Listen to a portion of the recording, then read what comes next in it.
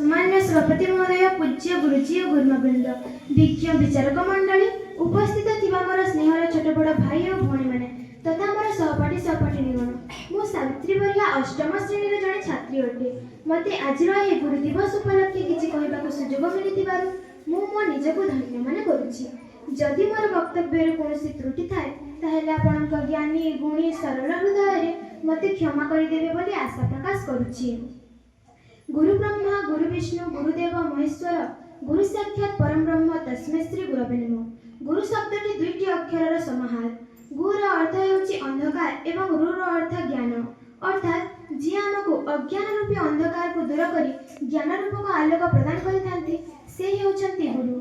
असतो मा सद्गमय तमसो मा ज्योतिर्गमय, अर्थात जी आमको असत मार्गरु सत आड़क प्रेरित करती एवं अंधकार को दूर करी आलोक प्रदर्शन करिथांती से हेउछंती गुरु। गुरु जने साधारण मनुष्य रूपे एक असाधारण देवता। अति बड़ी जगन्नाथ दास श्रीमद् भगवद गीता रे लिखिछंती जे गुरु को न मानिब नर गुरु ही साक्षात ईश्वर। संत कबीर दास कर गोटे दोहा अछि, गुरु गोविंद दो खड़े काके लागू पाय, बलिहारी गुरु अपने गोविंद दियो बताय। अर्थात जदि आम सम्मुखरे गुरु एवं स्वयं भगवान एका संगरे छिड़ा होइछंती ताहेले प्रथमे काहाकू प्रणाम करिबा। कबीर दास कहिछंती जे प्रथमे गुरु को प्रणाम करिबा, कारण गुरु को सानिध्य द्वारा ही ईश्वर को प्राप्ति संभव होई पारिछि।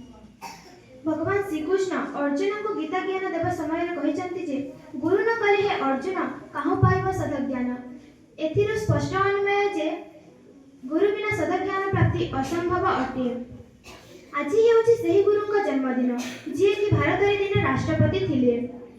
भारतर आदर्श गुरु तथा जननायक डॉक्टर सर्वपल्ली राधाकृष्णन से 1888 मसीहा सेप्टेम्बर 5 तारिख दिन तमिलनाडुर तिरुनानी ग्राम में जन्मग्रहण करथिले।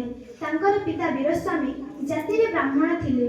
तांकर आर्थिक अवस्था आदौ भल नथिला। से बहुत कष्ट रे तांकर प्राथमिक शिक्षा समाप्त करथिले। हाईस्कूल शिक्षा बुरिज कॉलेज रो कॉलेज शिक्षा मद्रास क्रिश्चियन कॉलेज रो तर्क शास्त्र रे एमए और बीए शिक्षा लाभ कले। 1909 मसीहा रे से मद्रास प्रेसिडेंसी कॉलेज रे असिस्टेंट प्रोफेसर भाव में जोग देले। से जने आदर्श शिक्षक थिले। से छात्र छात्री मानकु बहुत भल पाउथिले।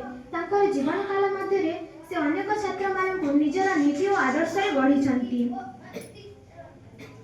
1909 मसीहा रे 1952 मसीहा रे से भारतर उपराष्ट्रपति एवं 1962 मसीहा रे भारतर द्वितीय राष्ट्रपति हेबार गौरव अर्जन करथिले। विभिन्न उल्लेखनीय सफलता जो तांको भारत रत्न रे भूषित करागला। एति कोई मोर वक्तव्य शेष करूछि। जय हिंद।